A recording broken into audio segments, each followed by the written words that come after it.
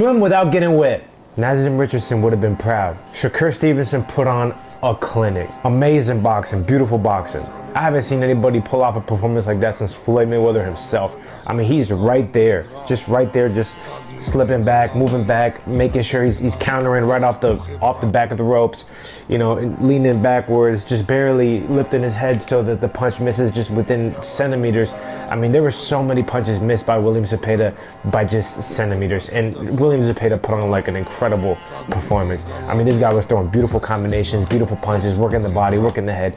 He just could not fuck with Floyd. I was gonna call him Floyd. He just could not fuck with Shakur Stevenson. William Zepeda was the most formidable contender that existed right now. Number one through all the organizations.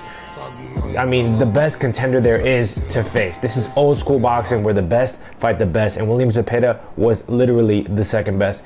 But I mean, they had nothing on Shakur. Shakur absolutely took him to school, put on a beautiful performance, a masterclass, a defensive masterclass.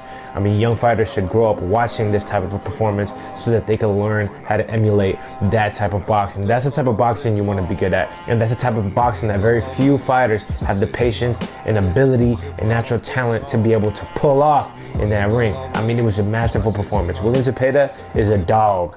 You know, he did hurt Shakur Stevenson in that third round, and he did buckle him. He did buckle those legs, and you know, he had his moments for sure. At the end of the day, you know, Shakur Stevenson is that guy. He's that guy.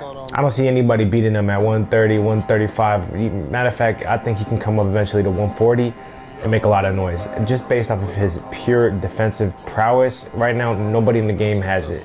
You know, Devin Haney, his defense was running.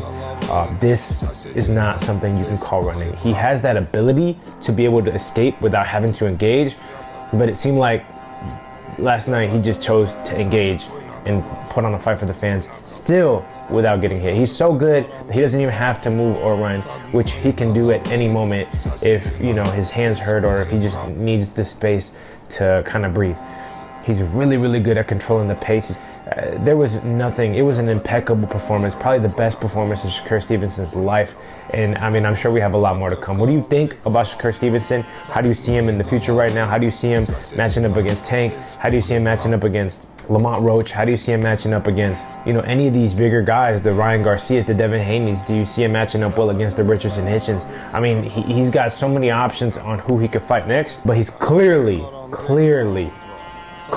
number one at 135, and it was a masterclass performance. Let me know what y'all thought in the comments down below. Hit me with the like, subscribe, show me some love, baby. I do this shit for you, you know what I'm saying? But yo, Shakur Stevenson killed the game. Puerto Rico on the mat.